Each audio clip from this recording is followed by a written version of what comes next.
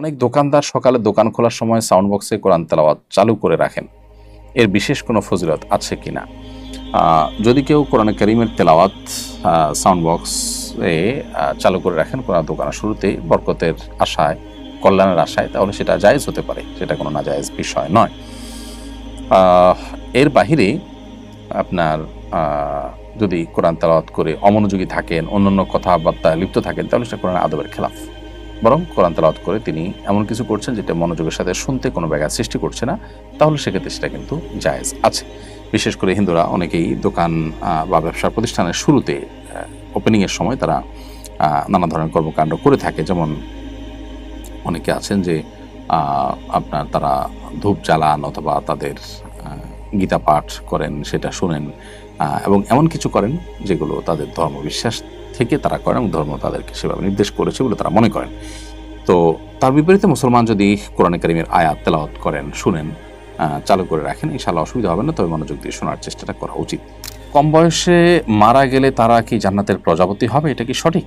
কম বয়সে মারা গেলে শিশুরা জান্নাতের প্রজাপতি হবে এরকম কোনো বর্ণনা পাওয়া যায় না। তবে একটা হাদিস আছে তারা জান্নাতে দুমুস নামক পোকার মতো হবে। তো এখানে হাদিসে বোঝানো হয়েছে কি সেরকম পোকার মতোই তারা হয়ে উঠবে, নাকি তারা আসলে অন্য কোনো ক্ষেত্রে পোকার সাথে সাদৃশ হবে, এটা নিয়ে নানান আলোচনা আছে। মূলত দমুস এক প্রকার প্রাণী যেটা লেগে থাকে, এবং শিশুদের এই পোকার সাথে তুলনা করার মানে অনেক মুহাদ্দিসগণ বলেছেন যে তারা তাদের বাবা মাকে জান্নাতে নিয়ে ছাড়বে, লেগে থাকবে, সেজন্য তাদেরকে সাথে তুলনা করা হয়েছে। কিন্তু আলাদা করে প্রজাপতি হয়ে উড়বে এরকম কোনো কথা কিন্তু কোরআন অথবা সুন্নাহর কোথাও পাওয়া যায় না। রোগ মুক্তির জন্য শরীরে জমজমের পানি ছিটানো যাবে কিনা? জমজমের পানিতে শেফা রয়েছে, এই মর্মে হাদিস তো আছেই পরিষ্কারভাবে, মা ও জমজমে মা সুরিবালা, জমজমের পানি যে উদ্দেশ্যে পান করা হয় সে উদ্দেশ্য পূরণ করে। তাছাড়া হাদিসে আসছে যে খায়রু মা ইন আলা ওয়াজিল আরদ মা ও জমজম, পৃথিবীতে যত পানি আছে এর মধ্যে সবচেয়ে উত্তম এবং শ্রেষ্ঠ পানি হলো জমজমের পানি। এবং নবী সাল্লাল্লাহু আলাইহি ওয়াসাল্লাম আরও বলেছেন ফিহি তুআমুন মিনাত তুআম ওয়া শিফাউন মিনাস সাকম, এটা কিন্তু রোগের আরোগ্য এবং শেফা।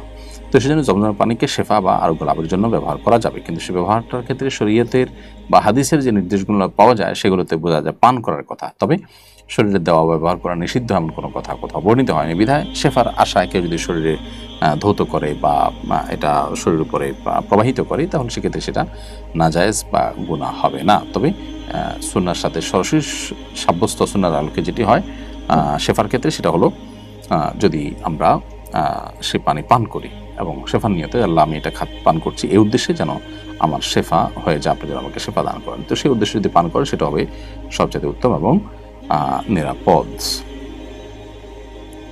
এরপরে প্রশ্ন করেছেন যে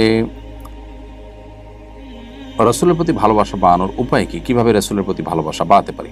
নবী করিম সাল্লাল্লাহু আলাইহি ওয়াসাল্লামের প্রতি ভালোবাসা এটা আমাদের ঈমানের দাবি। তিনি বলেছেন লা ইউমিনু আহাদুকুম হাত্তা আকুনা হাব্বা ইলাইহি মিন ওয়ালিদিহি ওয়া ওয়ালিদিহি ওয়ান নাসি আজমাইন, তোমাদের কেউ ততক্ষণ পর্যন্ত ঈমানদারই হতে পারবে না যতক্ষণ পর্যন্ত সে তার নিজের পিতামাতা, তার নিজের জীবন, সন্তান সন্ততি সবার চাইতে আমাকে ভালো না বাসবে।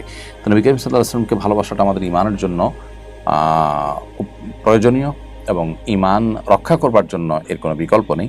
সেজন্য তার ভালোবাসা বাড়ানো দরকার। উপায় হলো কীভাবে বাড়াবো? উত্তর হলো তার জীবনী পড়বেন, তার সম্পর্কে জানবেন, যত বেশি জানবেন, যত বেশি পড়বেন, ইনশাআল্লাহ বিদিনিল্লাহ তার প্রতি আপনার ভালোবাসা তত বেশি সৃষ্টি হবে। আল্লাহ তাআলা চাহেন তো। আর এছাড়া আল্লাহর কাছে দোয়াও করবেন, হে আল্লাহ তোমার কাছে তোমার নবীর ভালোবাসা অন্তরে আমি গেঁথে যাক, সেটা চাই। আল্লাহর কাছে ভালোবাসা চাওয়ার দোয়াও কিন্তু আল্লাহ তাআলা আমাদেরকে শিখিয়েছেন, নবী সাল্লাল্লাহু আলাইহি ওয়াসাল্লামের মাধ্যমে হাদিসে আসছে। অতএব আল্লাহর প্রিয় বান্দাদের ভালোবাসা চেয়ে নিতে হয়, সেটাও আমরা করব। এরপরে আপন প্রমাণিক আইডি থেকে আপনি লিখেছেন আমি মেসে থাকি, আমার রুমমেট হিন্দু, এই অবস্থায় আমার আমল কি কবুল হবে? হিন্দুদের সাথে এক ঘরে থাকার জন্য কি কোনো সমস্যা হবে? এক ঘরে থাকার কারণে আপনার আমল কবুল হবে না এমন কোনো কথা নেই, বা এক ঘরে না থাকলে আপনি গুনাহগার হবেন এরকমও কোনো কথা নেই। বরং আপনি আপনার আমল করবেন যদি তার সাথে এক ঘরে থাকার কারণে আপনার ঈমান আমলের কোনো ক্ষতি না হয়, বা আপনি তার দ্বারা প্রভাবিত হয়ে ঈমান তাওহীদ থেকে দূরে সরে যাচ্ছেন এমন কোনো আশঙ্কা না থাকে, তাহলে সেক্ষেত্রে এটা আপনার জন্য কোনো নাজায়েজ কিংবা গুনাহের বিষয় না। ইনশাআল্লাহ বিদিনিল্লাহ এটা আপনার জন্য জায়েজ হবে। তবে তাকে বরং আপনি একজন মুসলিম হিসাবে প্রভাবিত করা, তাকে দাওয়াত দেওয়া এবং তাকে দ্বীনের পথে আহ্বান করার প্রচেষ্টা আপনার মধ্যে কিন্তু থাকতে হবে ইনশাআল্লাহ বিদিনিল্লাহ।